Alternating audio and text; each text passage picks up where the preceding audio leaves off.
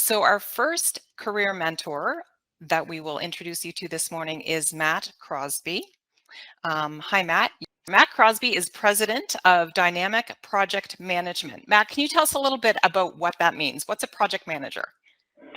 Well, that's a hard thing to answer, I guess, in a lot of ways. But really, a project manager, in the role that I play, which is in construction, really looks after a construction project, right from the very beginnings, when you're working with a client to come up with the costs and timelines associated with the project, and you manage that project, manpower involved, and all these different pieces of the puzzles as far as material and labor, right through to the end of the project. So you're kind of the first person in and last person out on a construction project. Okay. So how did you choose, or how did you get into project management?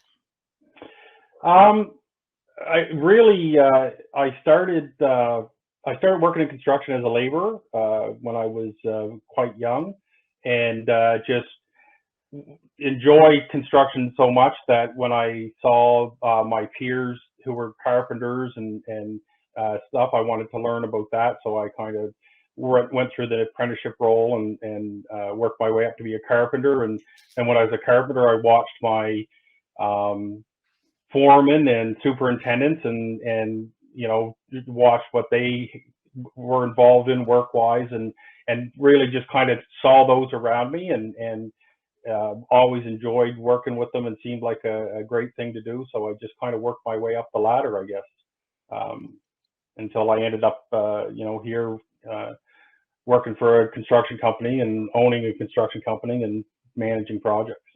That's a lot. I'm going to bring Brett into the loop. Brett, what question do you have for Matt? Oh, you're on mute. My apologies. My question is can you talk a little bit about your work-life balance, especially like how you've worked your way from like up the ladder to owning your own construction company, and how that's changed over the years? Work-life balance has always been very important to me, and it's a story I tell fairly often, when especially I'm working with people that are new to the trade and new to the industry. People that work for me.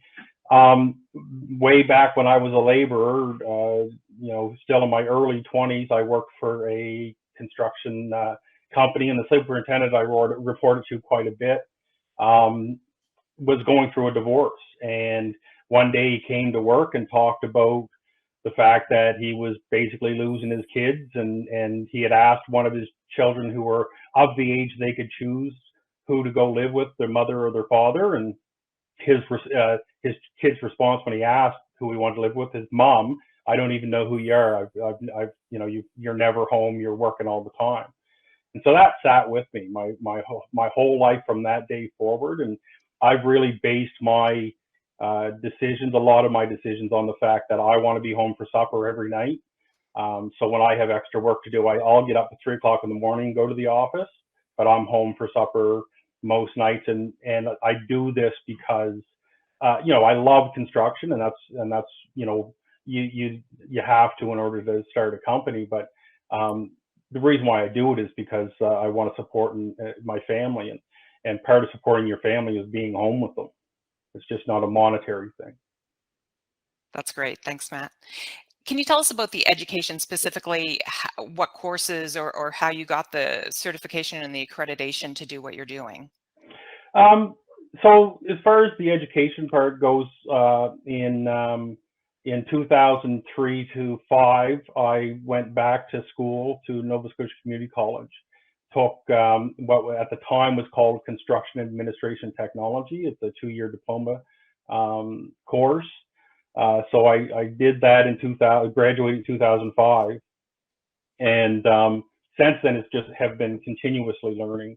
I try to take a couple courses a year, and really what I've found is no matter what you learn, it's applicable to your life. So the more I learn, the more I take courses, the more I work with mentors and try to grow, the more I realize that there's just so much more that I can learn and in different ways that still impact my life on a daily basis. That's great. Can you talk about, when you talk about the mentors that you've had, can you speak to anyone specifically and talk about the importance of mentorship? Yeah, one of the real, I guess probably one of the biggest people in my life that I, especially lately as I'm trying to grow a construction company and you know, navigate the waters thereof. One of the people that I think about a lot is Corey Bell, who happens to be president and owner, one of the owners of Lindsay's Construction, and I worked with them for quite a few years. I really try to base a lot of what I'm trying to build on my experience working with Corey. He was a fantastic guy, really allowed me to steer my career. And if I wanted to try new things or take courses, he just 100%, yeah, go for it. You know, let's see where this leads us.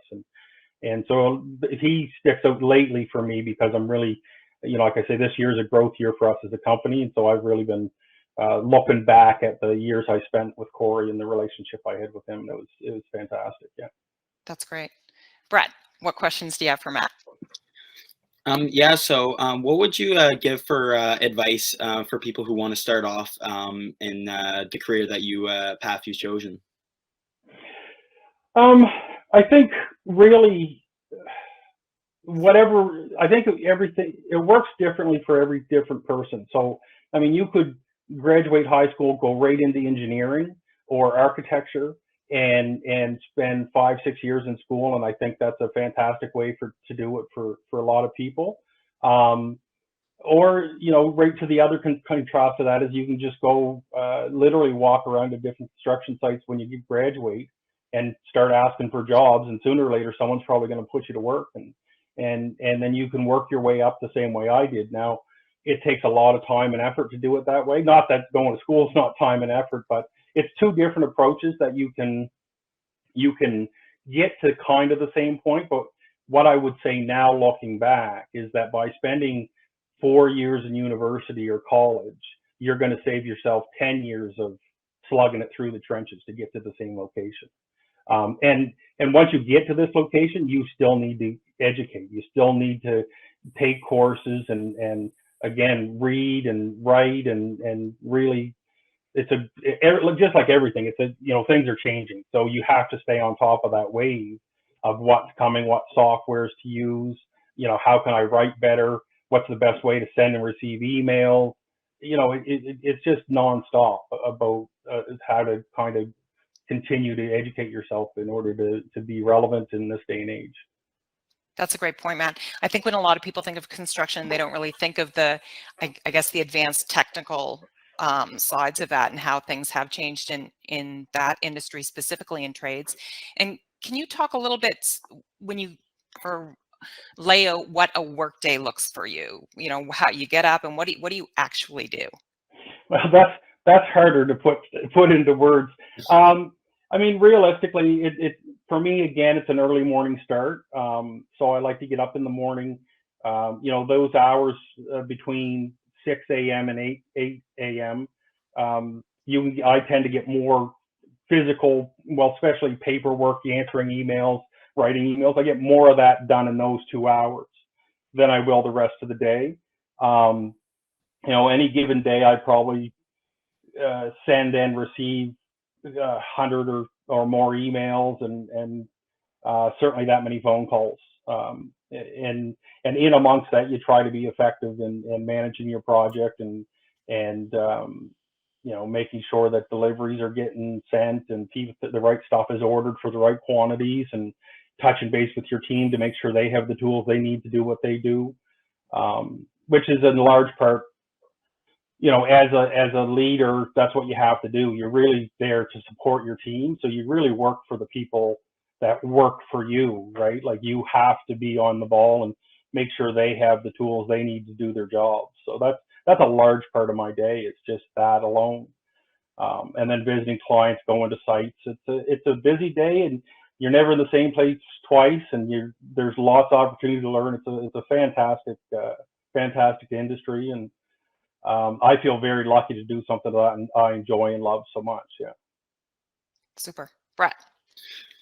Yeah, so you've talked a lot about how much you've enjoyed construction. What's the most enjoyable part of your job, and in your day, what you do daily? Um, I'll tell you, the most enjoyable part of my job and the most frustrating part of my job are the exact same thing, and that's people. It's I love the people I work with, the industry I'm in. You don't get more, in a lot of ways, you don't get more blunt honesty from people than a 65-year-old construction foreman. And I love to get told bluntly how things are by general guys there and women who've been in the industry a long time. It's a great social community, and supportive and funny, and maybe a little rough around the edges sometimes, but certainly a fantastic community. I don't think there's many better out there. And then at the same time, you're dealing with people, so there's a lot of mistakes. There's a lot of people have bad days, people make mistakes. So there's a lot of dealing with that as well, and that can also be very frustrating. But again, wouldn't change it for the world. It's a wonderful thing to do, to be able to meet with so many different people. I often tell people I have, as we sit right now, and I went through and deleted quite a few here within the last month, I have 4,300 contacts on my phone. Wow. Wow. That's amazing. And thank you for bringing that community piece into it. That's so important. And it is a huge part of why people choose the career or the options that they do, is to have that community attachment. Can you talk about the pay scale? So say you're starting out, and you could talk about different things, as you've mentioned, as a laborer, or as you are a project manager, and then as you get into your own business, which I think gets a little more complicated when you talk about what the pay scale is. Yeah, so I guess as a laborer, again, as a young person, going out and getting your first hammer and tool bag and starting with a construction company, I think the going rate right now is somewhere around $15 an hour is a reasonable place to start when you have no experience. That can go up. You get a couple of years in, you work hard, you show up on time. Do what you're asked to do, like really apply yourself, you can turn that into 20 or 25 pretty quick within a couple of years. And then when you get into, I guess, the office side of things, well, I guess in the field, if you're up into like a senior site superintendent or something like that, you're getting close to 6 figures a year at that point. So it's a good paying job, and again, like I say, it's a lot of fun to build stuff and drive your family around, and you can point out buildings. I built that, I was part of that, and that type of stuff. And then when you get into the office, you're probably starting as a junior project coordinator or something like that, somewhere in the 35 to 40 range. Again, with training and education and growth, you can turn that into 60 pretty quick. And then project managers and stuff, again, you're getting close to 6 figures if you're a good experienced project manager. As a company owner, you're the lowest paid guy in the payroll. So. Right. Always. Yeah. So it's interesting when you start a business. It's very rewarding. But yeah, anyone who thinks you're in it for the money has never tried it yet. So. That's great. That's a great point. You're in it because it's your passion. I love that. Mm-hmm. Before we move to questions from teachers and students, can you speak to, and I know there's great need in trades right now, and can you speak a little bit to the opportunities and the need for construction in all areas of construction right now? Yeah, there almost always has been a need of people that are willing to come and do the job. But certainly more so now. I think there's a high demand for skilled labor, but I think there's also a high demand just for right across the board in any industry. But certainly in construction, we're seeing kids aren't kind of thinking that, hey, I want to be a bricklayer, or I want to be a painter or a drywaller. Those are hard jobs. you talk to most of the people that do it, and it's very rewarding work. Um, but it's hard, and it's hard on the body. So not a lot of young people are looking at getting into that those trades anymore. But they're certainly necessary, and again, like I say, very rewarding if that's the path you want to go. Yeah. That's great. Thank you. We'll just take some questions, and it does take a minute for the students to relay their questions through the teachers and then put them in the chat so that they can get to us. And I'm going to ask Brett if he can help me monitor that chat. But in the meantime, Brett, do you have any more questions for Matt? Or Matt, is there anything we didn't touch on that you think is important to share with the students today? I was reading something here, one of the pamphlets you gave me. I guess really the big thing that I wanted to, I guess, have a quick chat at is one of the points was about COVID. Of course, we're all very aware of COVID and that type of thing. And I think, well, I shouldn't say I think, I know construction industry has been hit less hard than a lot of other industries. And part of that is because when you're in the construction industry, our daily lives are safety. We have to wear boots, we have to wear glasses, we have to wear earmuffs. If it's dusty, we have to wear masks. So implementing like the masks and social distancing and that type of stuff, social distancing was certainly harder in some places because you have teams, but you're able to work with that. And we were able to work with the Department of Health and Department of Labor to kind of look at maybe a team of 2 guys, and they're their own bubble. So they travel together, they come to work together, they eat lunch together, they stay away from it, and they become almost a single unit and are treated that way. But because we are so used to the safety industry and having to wear PPE, I think we were able to adapt quite quickly to the different some of the different mandates that came through. But it certainly was a transition that has taken some time and effort on everybody's part for sure. That's a great point. Thanks for bringing that up. Do we have any questions, Brett? Yes, there's currently just one in the chat right now from 94 RMS, and are there any injury benefits that come with the job? So there is, most companies do have health and safety plans, and so that would include long-term disability, short-term disability not so much, but there's medical EI that kind of fills that gap. I guess to me that's part of joining the industry. One of the things part of your salary or part of your pay, you need to look at the whole package. So it's not just $1 an hour you make. It's stuff like, and that's a great question, what are the benefits that come with this? So you might be able to go somewhere to make $2 or $3 an hour, but they don't have health, they don't have dental, they don't have prescription drugs or disability programs. You can, if something goes wrong, that couple dollars an hour can disappear pretty quick. So I think you need to look at the whole package. But most companies, certainly if you join the union or anything like that, then there's full pension and benefits as part of that. Yeah. That's a great question. So we'll just take a second, Matt. I want to say this was great, very valuable for the students, I'm sure. And thank you for taking the time. We have a couple of minutes to see if there's any other questions for you. I think when we look at everyone that I know who is looking for someone in construction to do some work, it's almost impossible to get someone right now. I think the demand and the growth, if you look at the city and the cranes and the development. So Yeah. I feel like you must have a lot on your plate. So thank you so much for taking the time to be here today. We certainly appreciate that. And we do have one more question from Mr. Connolly. It's, what kind of construction are you in? So me personally, I've been really focusing on pharmaceutical, industrial construction. My recent job, and I contract myself, even though I own a construction company, I contract myself out as a project manager to outside firms.